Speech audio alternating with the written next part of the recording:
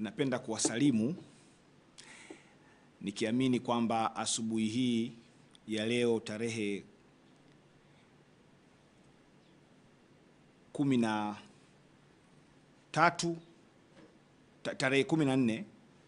ya mwezi wa 8 mwaka 2026 tumejaliwa uhai na Mwenyezi Mungu kuweza kuamka tukiwa salama na kuendelea na majukumu yetu popote pale mlipo.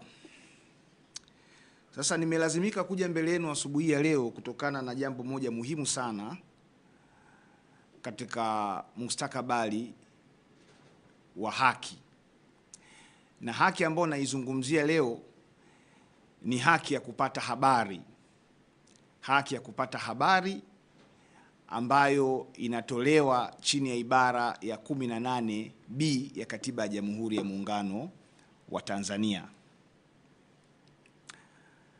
Ibara hiyo inasema kwamba kila mtu anayo haki ya kutafuta, kupata na kusambaza habari bila kujali mipaka ya nchi. Na ikumbukwe kwamba Katiba ya Jamhuri ya Muungano wa Tanzania, ambayo ndio sheria kuu kuliko sheria zingine zozote, imetoa na kulinda haki hii kutokana na umuhimu wake. Na sheria nyingine yoyote ile, kanuni au utaratibu utakaowekwa ili uweze kupata uhalali kwenye masuala haya ya haki ya kupata habari, basi kanuni hiyo, utaratibu huo unapaswa kuendana na katiba. Sasa tarehe 12 ya mwezi wa 8 mwaka 2026 Mahakama ya Tanzania ilitoa mwongozo au katazo. Katazo hilo lilisainiwa na CM Tengwa ambaye ni msajili wa Mahakama Kuu ya Tanzania, na alitoa katazo hilo siku ya tarehe 12 ya mwezi wa 8 mwaka 2026 kama nilivyosema. Na katazo hilo linasomeka kama ifuatavyo: Jamhuri ya Muungano wa Tanzania, Mahakama kuzingatia utekelezaji wa kanuni za maadili ya mawakili, tangazo la serikali namba 118 la mwaka 2018 na ibara ya 30 ibara ndogo ya kwanza na ya pili D ya Katiba ya Jamhuri ya Muungano wa Tanzania, kwa kuzingatia matakwa ya kanuni ya 137 ya kanuni za maadili ya mawakili na ibara ya 30 ibara ndogo ya kwanza na ibara ndogo ya pili D ya Katiba ya Jamhuri ya Muungano wa Tanzania, Chama cha Wanasheria wa Tanganyika TLS kiliwataka wanachama wake kutoongea na vyombo vya habari kwenye maeneo ya mahakama mara baada ya mashauri kuahirishwa. Kwa kurejea hatua hiyo, Chama cha Wanasheria wa Tanganyika na maelekezo ya Mahakama ya Tanzania, Mahakama Kuu ya Tanzania inapenda kuwakumbusha na kuasisitiza mawakili wote wanaohudhuria mashauri mahakamani kuzingatia na kuheshimu maelekezo hayo ya TLS na mahakama kwa kutofanya mahojiano na vyombo vya habari katika viunga vya mahakama na kutoongelea mwenendo wa mashauri yanayoendelea mahakamani kwa namna inayoweza kuathiri mwenendo wa mashauri. Aidha, mawakili wote wanakumbushwa kuwa mawasiliano na mwenendo wao mbele ya mahakama na nje ya mahakama kuhusu mashauri yanayoendelea mahakamani vinapaswa kuzingatia katiba, sheria, kanuni, taratibu na maelekezo yanayotolewa na Mahakama ya Tanzania kwa lengo la kuhakikisha uendeshaji wa mashauri unafanyika kwa ufanisi, heshima na kwa kuzingatia misingi ya haki. Mwisho wa kunukuu. Hichi ambacho nimekisoma hapa, ndugu waandishi wa habari, ni hiki hapa. Kama mnavyoweza kukiona, ni hiki hapa. Kwa hiyo nimelazimika kuja kwenu kuzungumzia hasa hili tamko ambalo limetolewa na Mahakama ya Tanzania siku ya tarehe 12 ya mwezi wa 8 mwaka 2026 ili kuweza kuona katika muktadha wa sheria kama tangazo hili au katazo hili lina uhalali wowote mbele ya macho ya sheria. Sasa msingi wa katazo hili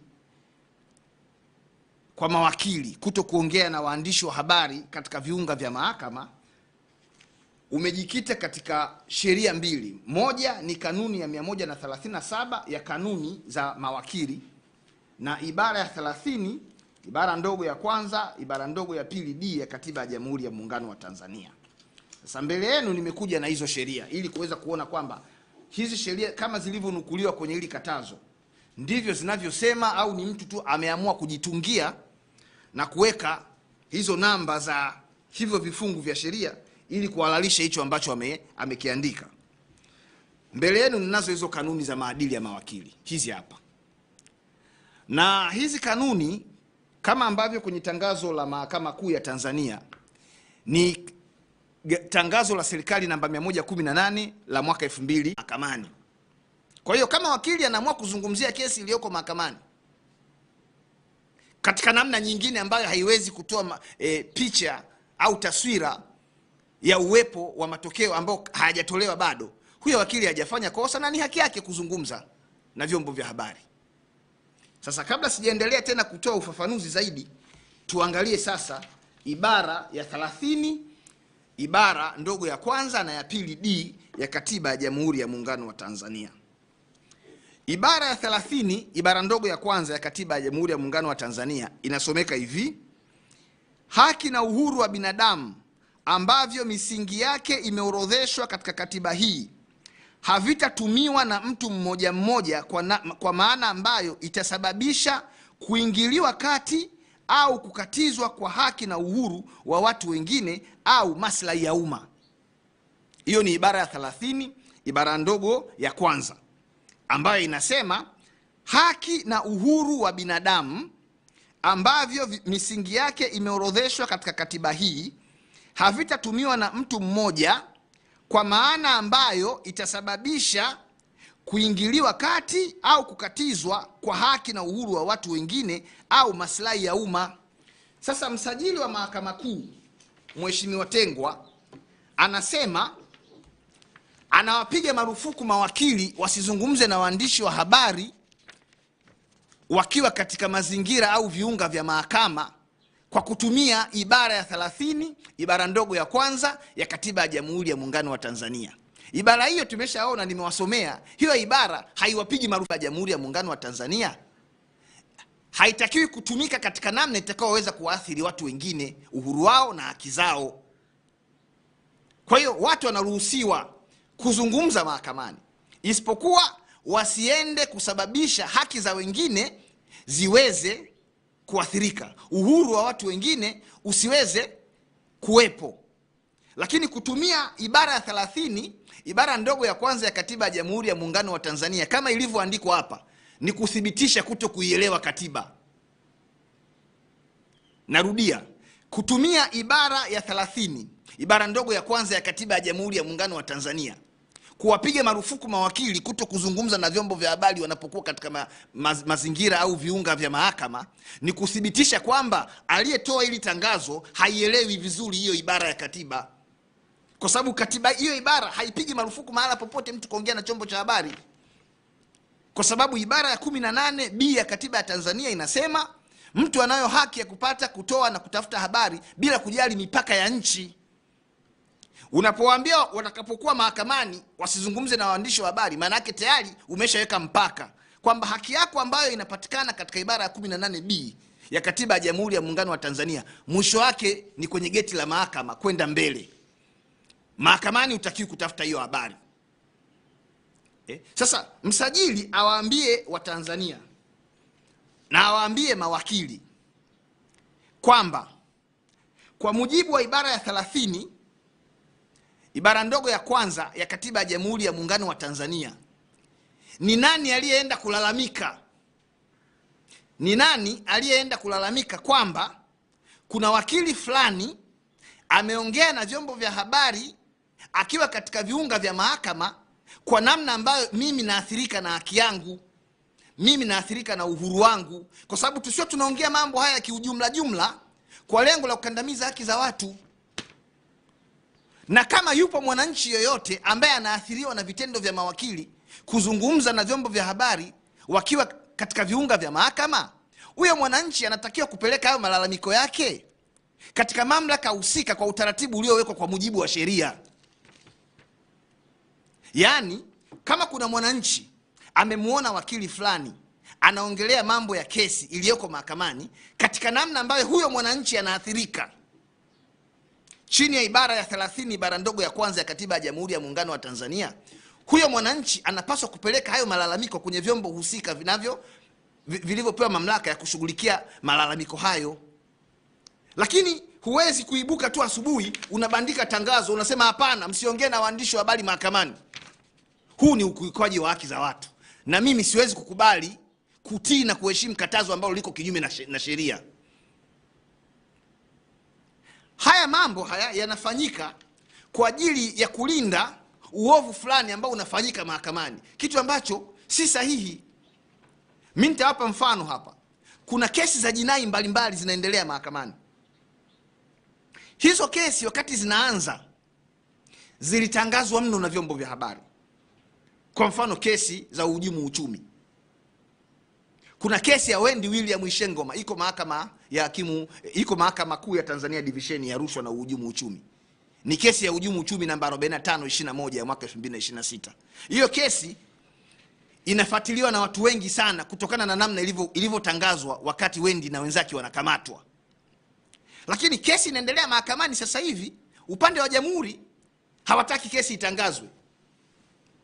Kesi za jinai zote kwa mujibu wa kifungu cha 192 kifungu kidogo cha kwanza cha sheria ya mwenendo wa makosa ya jinai ambao ni sura 20 ya sheria za Tanzania, kesi hizo zinapaswa kufanyika kwenye mahakama ya wazi, sio siri.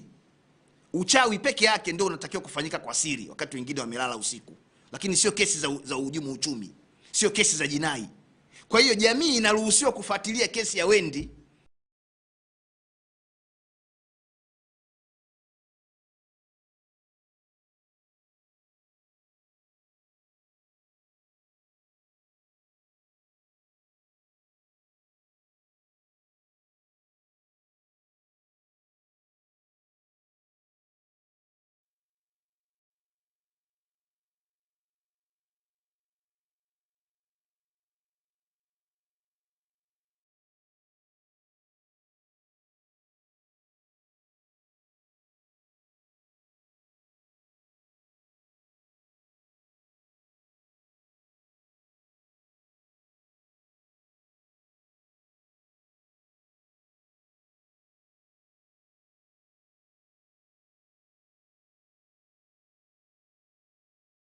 hapa. Huyo wakili achukuliwe hatua yeye binafsi, na sio kutoa tangazo la jumla kwa mawakili wote ambao pengine wanatii sheria kwa kuzungumza na waandishi wa habari kwa kuzingatia sheria na katiba. Hili katazo limekaa kiujumla. Hili katazo ni batili, liko kinyume cha sheria, kwa sababu sheria zilizonukuliwa kwenye katazo hili ni sheria ambazo zinazungumza mambo mengine tofauti kabisa na hichi kilichozungumzwa hapa. Lakini imenukuliwa hapa ibara ya 30 ibara ndogo ya pili D, na yenyewe ngoja tuisome. Ibara ya 30 ibara ndogo ya pili D. Ibara ya 30 ibara ndogo ya pili inasomeka hivi: ifahamike kwamba masharti yaliyomo katika sehemu hii ya katiba hii yanayofafanua misingi ya haki, uhuru na wajibu wa binadamu hayaharamishi sheria yoyote iliyotungwa wala kuzuia sheria yoyote kutungwa au jambo lolote halali kufanywa kwa mujibu wa sheria hiyo kwa ajili ya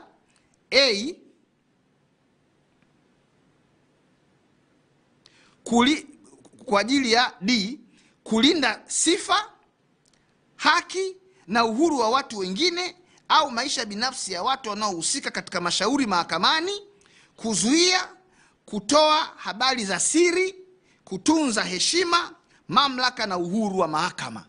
Ndio ibara ya 30 ibara ndogo ya pili D inavyosema, kwamba haijapiga marufuku wakili kuzungumza na waandishi wa habari mahakamani, lakini imesema huyo wakili atakapozungumza mahakamani na waandishi wa habari, kwa kutumia ibara ya 18B ya Katiba ya Jamhuri ya Muungano wa Tanzania, ajue kwamba haki hiyo inaweza tu ikavunjwa kwa maslahi au kwa lengo la kulinda sifa, haki na uhuru wa watu wengine au maisha binafsi ya watu wanaohusika katika mashauri mahakamani, kuzuia kutoa habari za siri, kutunza heshima, mamlaka na uhuru wa mahakama.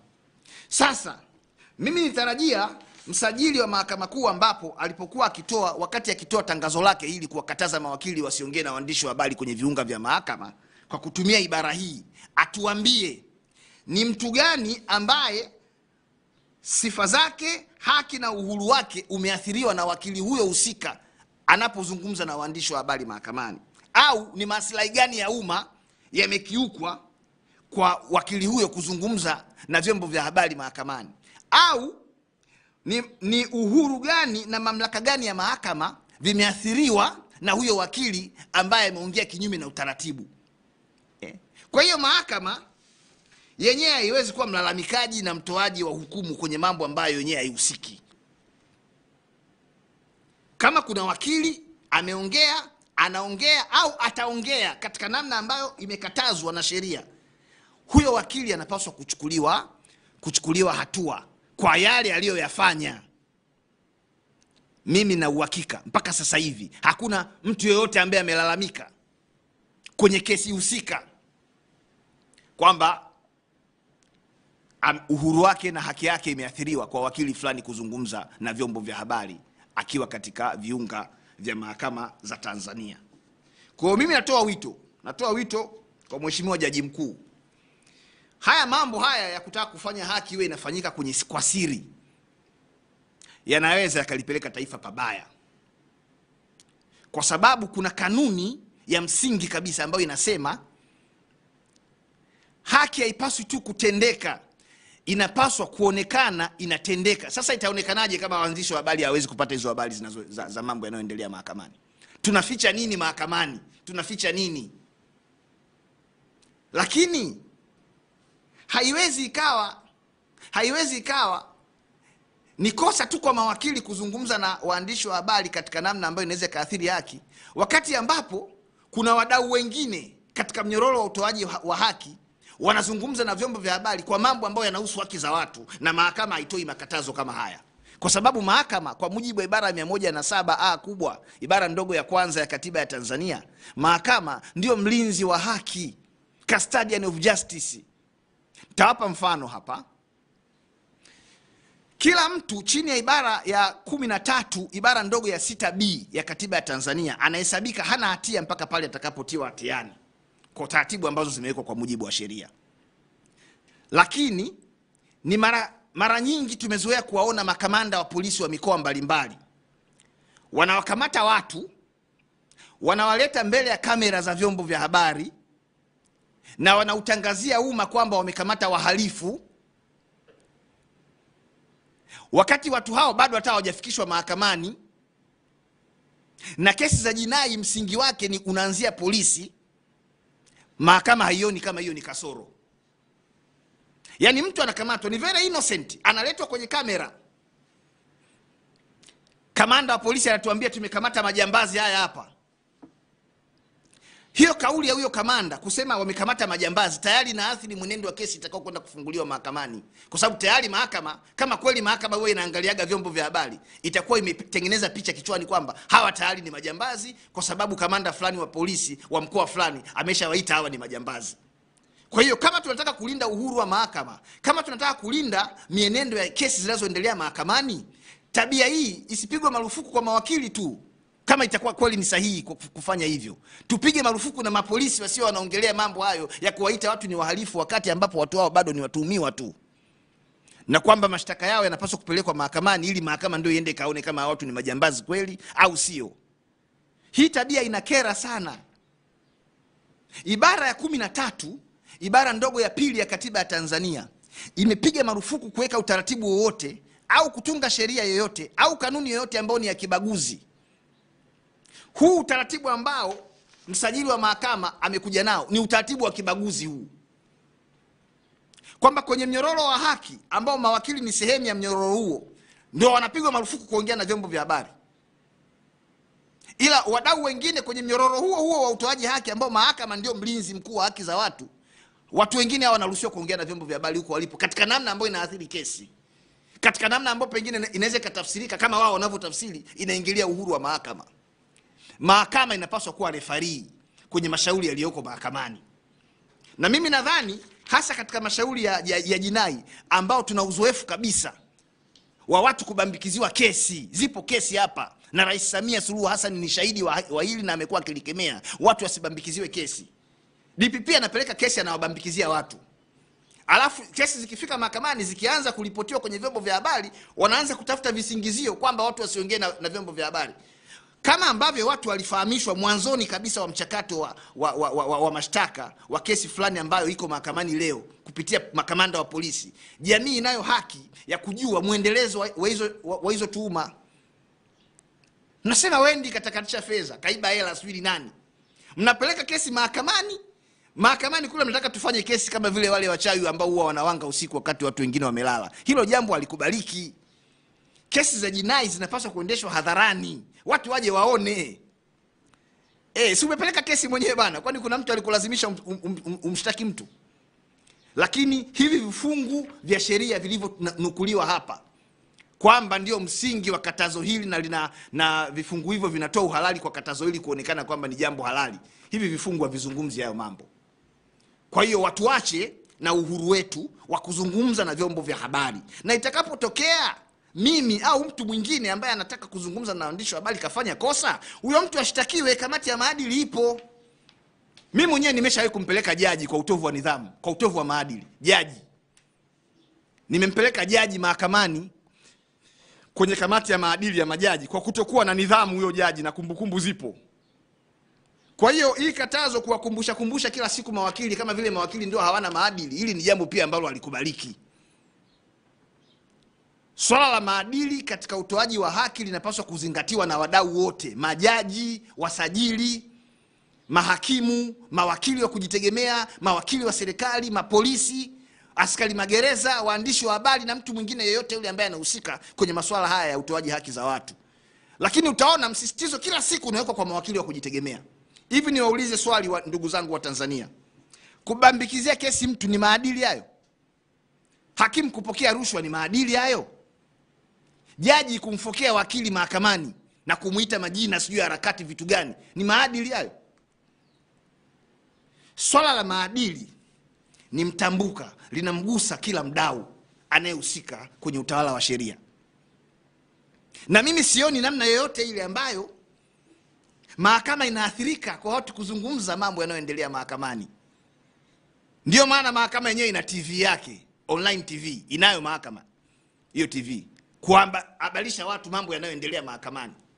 Sasa haiwezi ikawa ni halali mahakama kuwa na TV yake inawahabalisha watu mambo ambayo yanatokea mahakamani, lakini habari mtindo huo ukitumika kwa ajili ya kesi na hasa zile zinazomhusu DPP, ndio inaonekana ni kosa.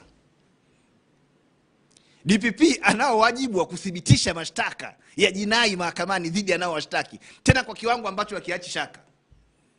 Kwa kiwango ambacho hakiachi shaka.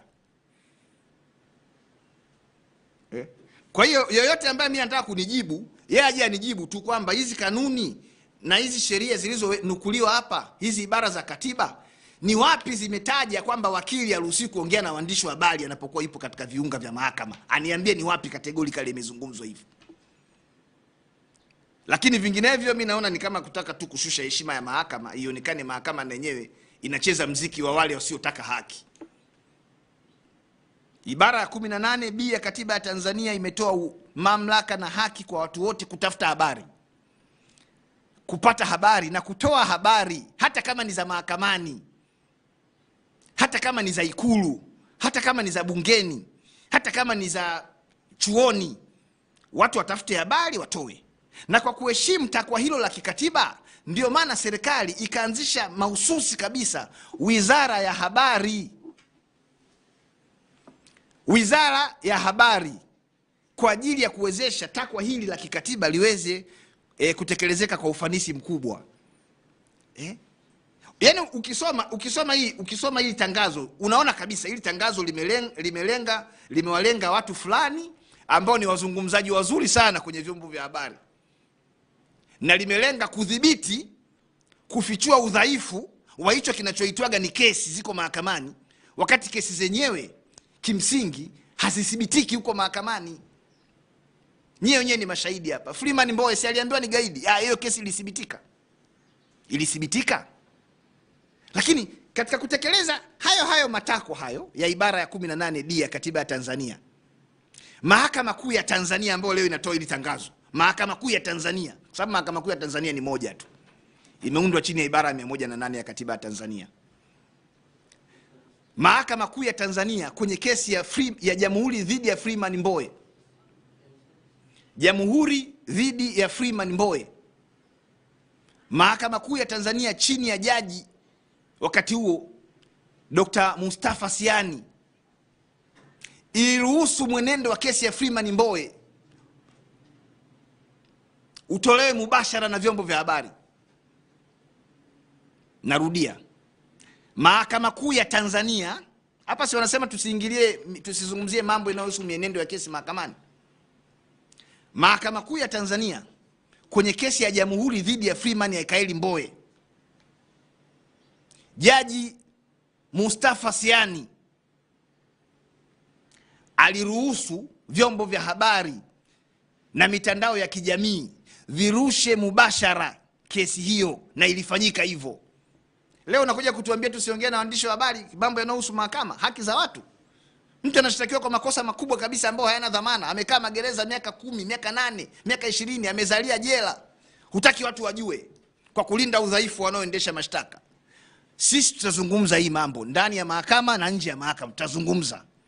Na tuko tayari kwa hatua zozote zile ambazo mahakama itaona inafaa kuzichukua dhidi yetu, ichukue hizo hatua. Sisi tunasimama na wananchi. Wananchi wana haki ya kujua hayo mashtaka, hizo kesi zinaendeshwaje.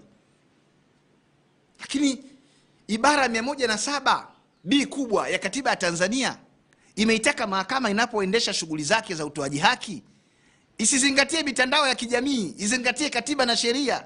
Jaji au hakimu anapata wapi muda wa kwenda kuangalia mitandao ya kijamii wakati kesi zinaendelea mahakamani? Ndiyo maana ukisoma vizuri sheria hizi zilizonukuliwa hapa, zinatoa nafasi kwa mtu yoyote, kama anaona anaathirika na vitendo vya wakili yoyote, apeleke malalamiko hayo kwenye mamlaka ambazo zimeanzishwa kisheria ili haki yake iweze kupatikana. Haijawahi kutokea jaji yuko mahakamani alafu jaji huyo akajua yanayoendelea kwenye mtandao. Basi atakuwa azingatii matakwa ya sheria. Hakimu yuko mahakamani anasikiliza kesi, kumbe wakati huo anasikiliza mtandaoni wanazungumza nini, au chombo gani cha habari kinazungumza nini. Hilo ni jambo ambalo limepigwa marufuku na ibara 107B kubwa ya katiba ya Jamhuri ya Muungano wa Tanzania. Mahakama ijikite kwenye yale ambayo yako ndani ya mamlaka yake. Mambo hayo ni ya utoaji haki, kulinda haki za watu. Ni jambo ambalo linatia huruma sana, yani huruma mno. Watu walitarajia kwamba mahakamani ndio sehemu sasa wajiachie, wapate haki, kujua yanayoendelea.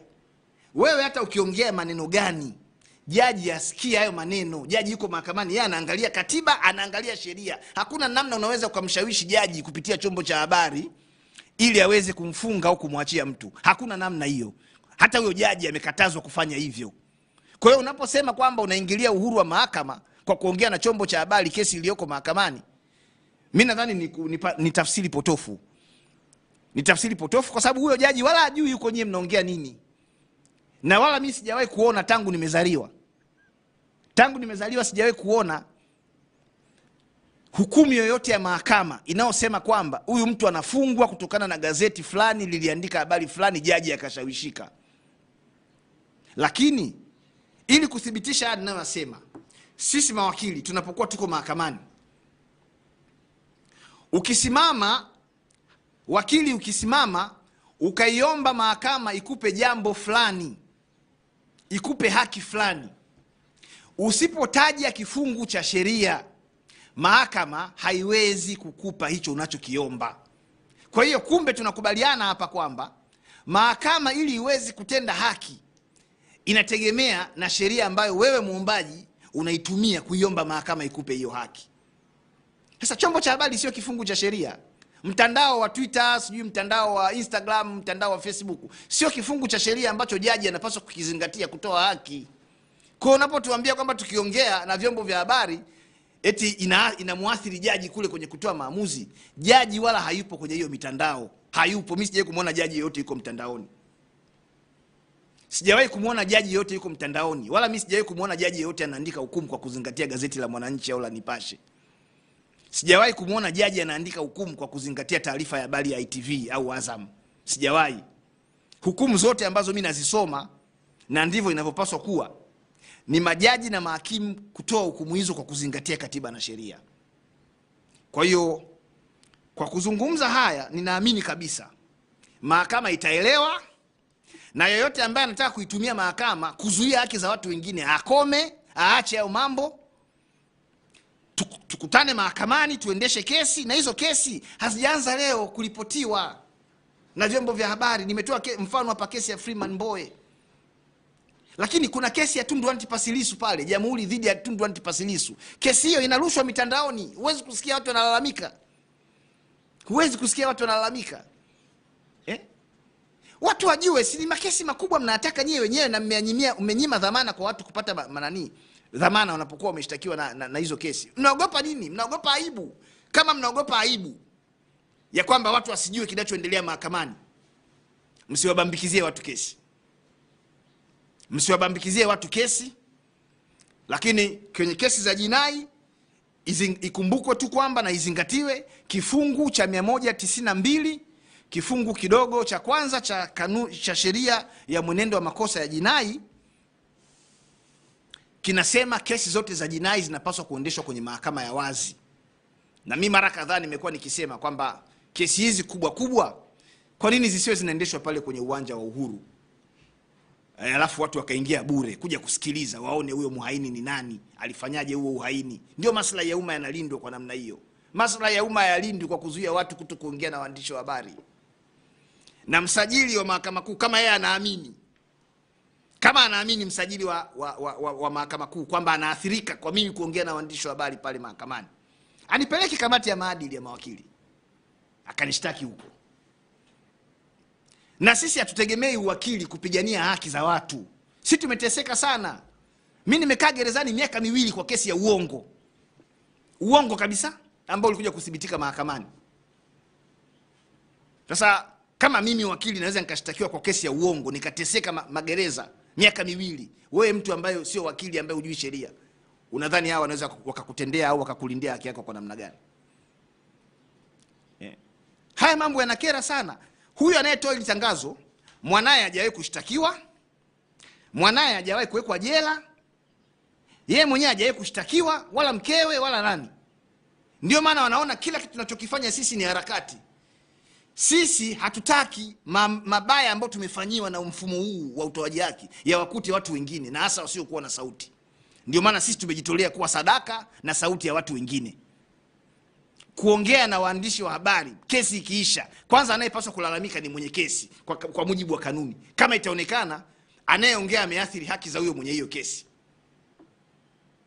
Na tunatarajia huyo mlalamikaji mwisho wa siku malalamiko yake yaje mahakamani. Sasa kama tayari mahakama imeshachukua upande, hiyo mahakama kesho inawezaje kutenda haki kama kuna mtu ataamua kupeleka malalamiko kwa hichi ambacho kinazungumzwa hapa? Kwa hiyo mahakama kuna haja wakati wote kubaki kama referee, isiwe na upande.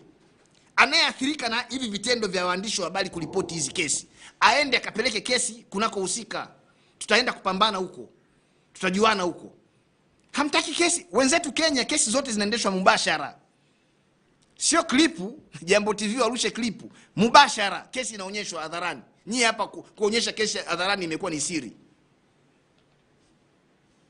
Tuliwahi sisi kuwa na utaratibu kwenye muhimili wa bunge. Bunge live, watu wanaona bunge linafanya kazi zake namna gani. Bunge chombo cha wananchi. Bunge ni muhimili wa dola. Mahakama nao ni muhimili wa dola, inapaswa kuiga kinachofanyika bungeni. Bunge live. Lakini haya yanayofanyika, mimi naamini haya ni kulinda maslahi ya wakandamizaji haki. Mashtaki watu kwa uongo, mnashindwa kudhibitisha kesi zao, hamtaki mambo hayo ya ukandamizaji yajulikane, mnakuja kutoa makatazo ambayo hayafuati sheria wala hayafuati katiba. Kwa hiyo ninaamini kabisa kwa ujumbe huu, ili katazo litafutwa, mahakama itabaki kushughulika na masuala ambayo yanaihusu mahakama. Masuala ya maadili ya mawakili yana utaratibu wake wa kushughulikiwa, na bahati nzuri utaratibu huo umeainishwa kwenye hizi kanuni. Kwa hiyo sio kazi ya mahakama kwa ngazi ya msajili. Msajili wa mahakama kuu sio mamlaka ya maadili ya mawakili. Sio mamlaka ya maadili ya mawakili msajili wa mahakama kuu.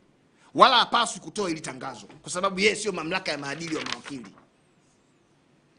Maadili ya mawakili yanasimamiwa na hizi kanuni ambazo kazinukuu. Kuna kamati ya maadili ya mawakili ya Chama cha Wanasheria wa Tanganyika TLS, kuna kamati ya maadili ya mawakili, kamati ya kitaifa ambayo inaongozwa na mwenyekiti ambaye ni jaji wa mahakama kuu. Hizi ndizo mamlaka zinazopaswa kushughulika na maadili ya mawakili, na zinashughulika na maadili ya mawakili pale ambapo zinapokea malalamiko rasmi dhidi ya wakili fulani kukiuka maadili, sio kutoa makatazo hivi ya jumla haya. Mimi ni mdau namba 1 wa maadili. Mdau namba 1 wa maadili kwa sababu naamini kila kazi lazima izingatie maadili. Na ndio maana wakati fulani jaji fulani aliponitukana mahakamani, nilimpeleka huyo jaji wa mahakama kuu ya Tanzania kwenye kamati ya maadili ya majaji, na alienda kuniomba radhi. Aliniomba radhi kwa sababu kuna watu wanafikiri kwamba jaji ni Mungu, kwamba hakosei. Kuna watu wanafikiri kwamba msajili wa mahakama kuu ni Mungu, hakosei. Wanaokosea ni mawakili tu ambao ni mashetani. No, sheria ya nchi hii imeweka maadili kwa kila mdau anayehusika kwenye kazi zote, sio za sheria tu, kazi zote. Ndio maana hata kwa mfano kwa viongozi wa umma wana secretariat ya maadili ya viongozi wa umma. Kwa hiyo maadili ni jambo la msingi, na tunapotimiza wajibu wetu, tunapotumia haki zetu za kikatiba na kisheria kuhakikisha maadili yanalindwa, haki inapatikana, isionekane tunavunja maadili. Kwani mara ngapi mahakimu wamekamatwa na rushwa? Mara ngapi? Ni maadili hayo sasa? Mara ngapi polisi walifuta kesi 1840 za kubambikizia watu? Polisi walifuta kesi hizo, ipo kwenye rekodi. Leo wanaokumbushwa maadili ni nani tu? Ni mawakili tu wa kujitegemea. Haiwezekani. Nyie kama mna matatizo yenu na mawakili, tafuteni forum zingine, lakini sio kutumia visheria hivi ambavyo kimsingi havisemi hao mambo, kuonea mawakili, kuwasimanga mawakili. Mawakili wa nchi hii ni raia halali kabisa wa nchi hii, na kazi wanayoifanya ni kazi halali, kazi ambayo ipo kwa mujibu wa sheria, na wanapaswa kuifanya kwa moyo wote kuhakikisha kwamba nchi hii inapata ustawi kwenye eneo hili la haki. Baada ya kusema hayo, ndugu zangu waandishi wa habari, kama kuna jambo lolote pengine ambalo mnataka kulifahamu kwenye haya niliyoyazungumza, mnaweza mkaniuliza swali au ufafanuzi na nikaweza kulijibu kwa kadri ambavyo inatakiwa lijibiwe. Ndio. Swali la kwanza, katika tangazo hili la msajili tunahusisha pia chama cha mawakili TLS. Chama hiki ni kama kimebariki jambo hili mpaka kinawekwa katika tangazo hili. Swali langu la kwanza, wewe kama wakili unazungumzia vipi hili ambalo umeliwasilisha kwa waandishi wa habari na wananchi wote wajue chama chenu ni kama kimebariki? Je, na chenyewe kimekubali kuivunja hiyo katiba ambayo kwa mujibu wako? Swali langu la kwanza. Swali langu la pili, nasema pia kuna issue ya kuzungumzia mwenendo wa kesi, na hili nafikiri ni custodian namba 1 kwenye baadhi ya kesi ambazo tumewahi kufanya. Upande wa mashtaka ulizungumza kwamba umepindisha kidogo mambo ya mwenendo wa kesi. Hili pia mnakwenda kudhibiti vipi? Yaani mnakwenda kubanwa vipi kuhusiana na issue ya kuwasilisha uwasilishaji wa kesi inayoendelea mahakamani? Lakini la tatu ni kuhusiana na vifungu ambavyo vimetajwa katika tangazo hili. Mwananchi anayesoma ambaye hajui vifungu, imetajwa kifungu cha kanuni ya 137, lakini kibara ya 30 kifungu cha A na B. Inathibitisha kwamba hiki kinachofanyika, yani tangazo hili lilivyowekwa linaenda kwa mujibu wa katiba. Kwa hiyo madereka kwa uchache kwa familia wa Tanzania kuhusiana na vifungu. Nakushukuru mwandishi wa habari.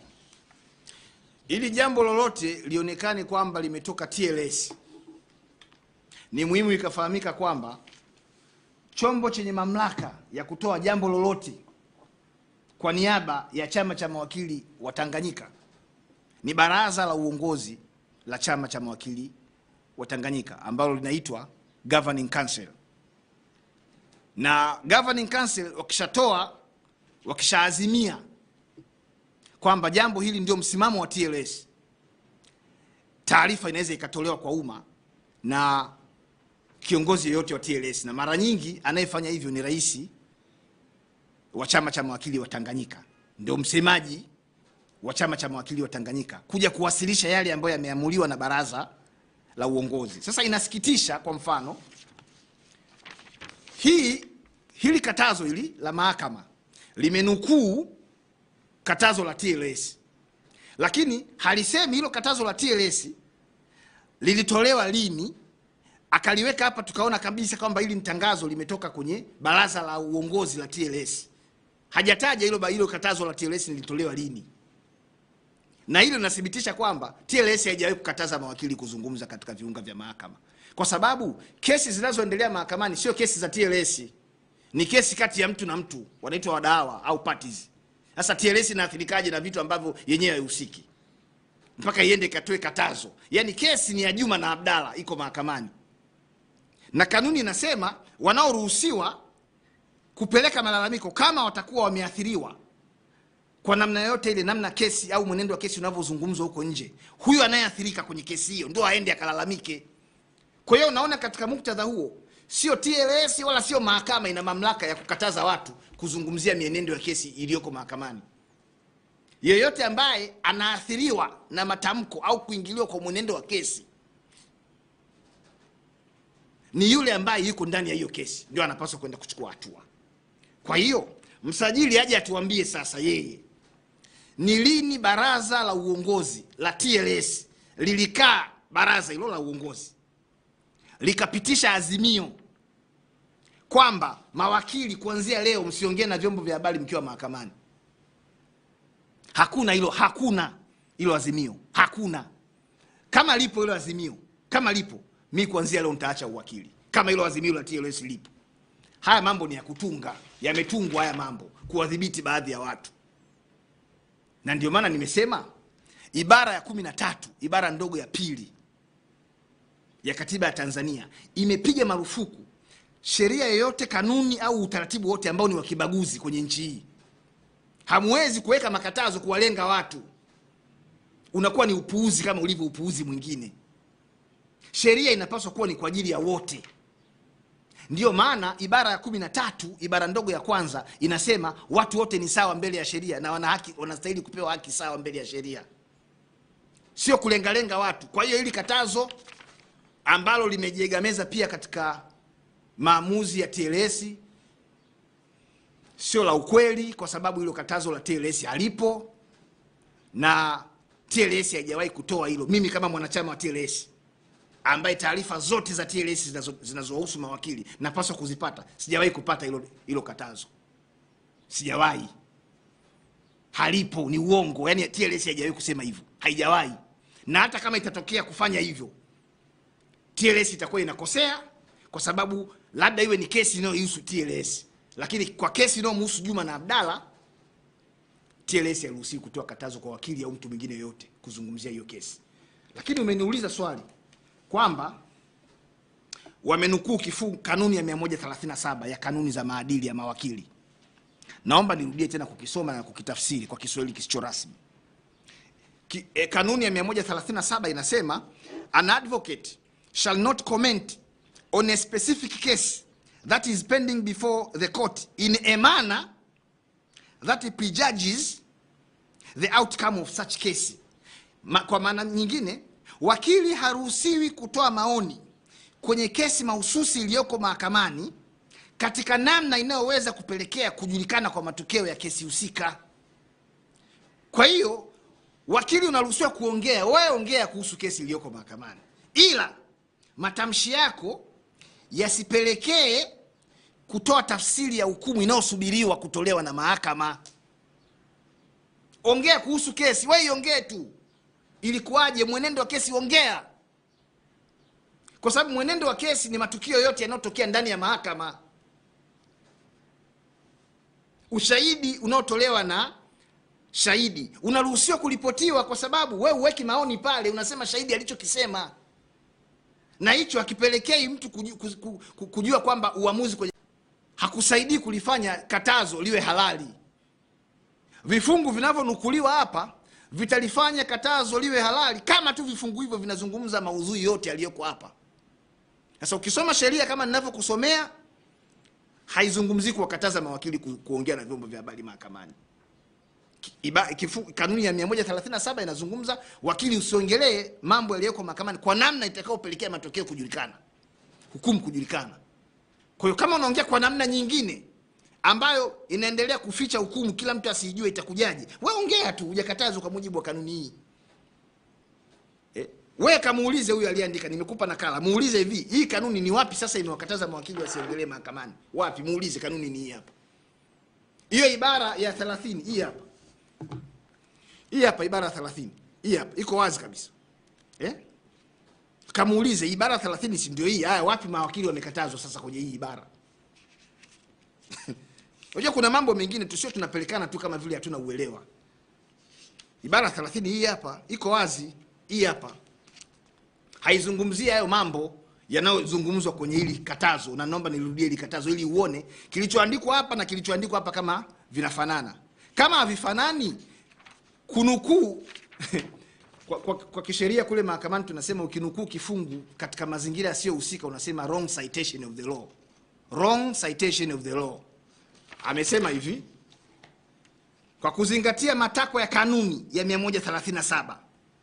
Hiyo kanuni nimeshawasomea, za maadili ya mawakili, na ibara ya 30 ibara ndogo ya kwanza na ibara ndogo ya pili D ya Katiba ya Jamhuri ya Muungano wa Tanzania, Chama cha Wanasheria wa Tanganyika TLS kiliwataka wanachama wake kutoongea na vyombo vya habari kwenye maeneo ya mahakama mara baada ya mashauri kuahirishwa. TLS haijawahi kufanya hivyo hata siku moja. TLS, na rais wa TLS kama yuko hapa aje anikanushe.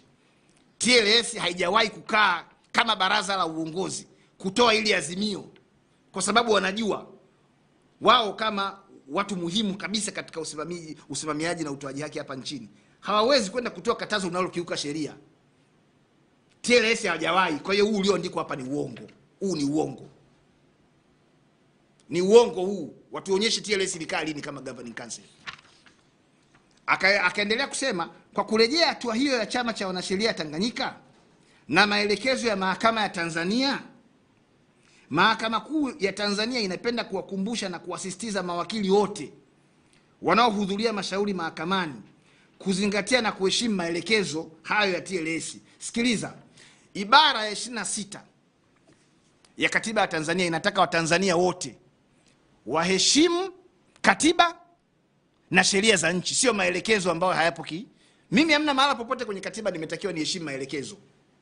Hakuna kwenye katiba hii ambayo natakiwa mimi kikatiba niheshimu maelekezo. Tena bahati mbaya maelekezo yenyewe ambayo yako kinyume na sheria. Kwa hiyo hatuwezi kuheshimu maelekezo ambayo hayatokani na sheria. Sisi tunaheshimu matakwa ya katiba na matakwa ya sheria, sio matakwa ya mahakama wala matakwa ya TLS ambayo hayatokani na sheria. Kwa hiyo kuziweka hizi sheria hapa kunathibitisha aliyeziweka hizi sheria kama akuzisoma vizuri, kama alizisoma vizuri basi akuzielewa. Hakuzielewa kabisa. Maana yake anaendelea kusema, kwa kuzingatia na kuheshimu maelekezo hayo ya TLS na mahakama, kwa kutokufanya mahojiano na vyombo vya habari katika viunga vya mahakama. Sasa nimekuonyesha hapa ibara za katiba, nimekuonyesha kanuni za maadili ya mawakili. Hakuna mahala popote wakili amekatazwa kuongea na chombo cha habari akiwa katika viunga vya mahakama. Hayo ni maoni ya aliyeandika ile tangazo, ni maoni yake binafsi. Maoni binafsi ya aliyeandika tangazo. Kwa sababu hizi sheria hazisemi hivyo. Akaendelea kusema na kutongelea mwenendo wa mashauri yanayoendelea mahakamani kwa namna inayoweza kuathiri mwenendo wa mashauri. Kanuni haijasema hivyo. Kanuni imesema kwa namna inayoweza kufanya hukumu ijulikane mapema. Kwa namna ambayo hukumu inaweza ikajulikana mapema. Kwa kumbe kinachozuiliwa kisijulikane mapema ni hukumu ya mahakama kwa kesi iliyoko mahakamani. Kwa hiyo kama unaongea na waandishi wa habari, wewe ongea nao tu. Ongea vyote unavyoweza kuongea, isipokuwa tu kwa namna ambayo haitafanya hukumu ya kesi husika ijulikane mapema. Lakini hata ikitokea basi ukaongea kwa namna ambayo itafanya hukumu ijulikane mapema, utakuwa umevunja maadili wewe wakili, na unatakiwa kufikishwa kwenye kamati ya maadili ya mawakili, na sio kuzuia mawakili wengine wasizungumze na vyombo vya habari kwa namna ambayo imeandikwa, imeelekezwa kwenye sheria. Kwa hiyo kama kuna wakili ataongea kinyume na hii kanuni, atakuwa kavunja maadili, na akivunja maadili, wakili huyo mmoja anachukuliwa yeye kama alivyo, anapelekwa kwenye kamati ya maadili.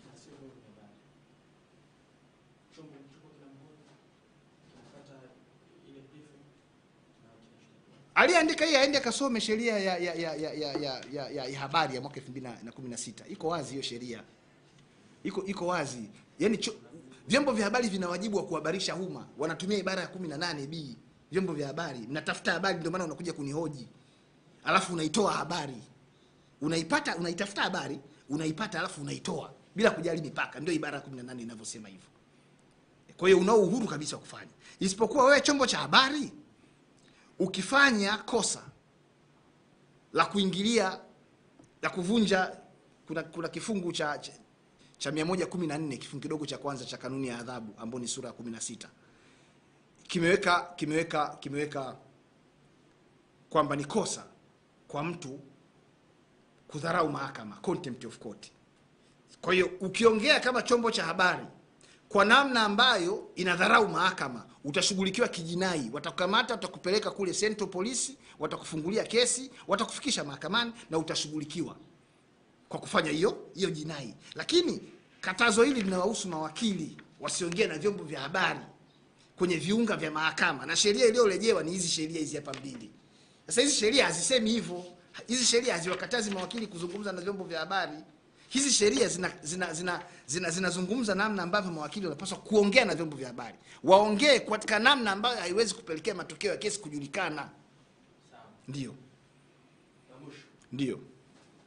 Baada ya mazungumzo haya, mjadala huu kwenda mbele kwenda nyuma, sheria ikabaki hivi. Msimamo wako kama wakili yakuwa ni upi? Mimi msimamo wangu kama wakili, naendelea kuongea na vyombo vya habari na naendelea kuongea na kuzungumzia kesi zilizoko mahakamani kwa kuzingatia kanuni ya 137. Na kwa kuzingatia ibara ya 30, ibara ndogo ya kwanza na ibara ndogo ya pili ya katiba ya Tanzania. Hii sio sheria hii. Hii sio sheria. Hii ni karatasi tu. Hii sio sheria hii. Ndio maana nimesema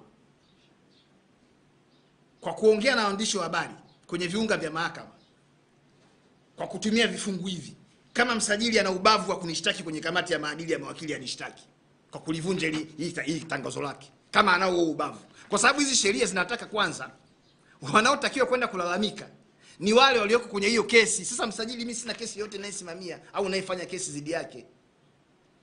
Ndio maana nakwambia tunaposoma hizi sheria hizi tunatakiwa kuzisoma kwa utulivu. Sisi ambao tumepata bahati, privilege ya kusoma sheria, tunatakiwa kwa namna zote tuwe makini tunapokuja kwenye umma, kuhabarisha umma, kwa sababu tukikosea sisi tutakuwa tumeathiri jamii kubwa sana. Sasa fikiria, katazo kama hili analeta msajili. Msajili hana mamlaka yoyote juu ya maadili ya mawakili. Hana hayo mamlaka msajili. Hana mamlaka hayo. Kasoma ndio, kwani mimi nabishana kwamba hajasoma? Mimi nazungumzia hana mamlaka juu ya maadili ya mawakili. Msajili hana hayo mamlaka.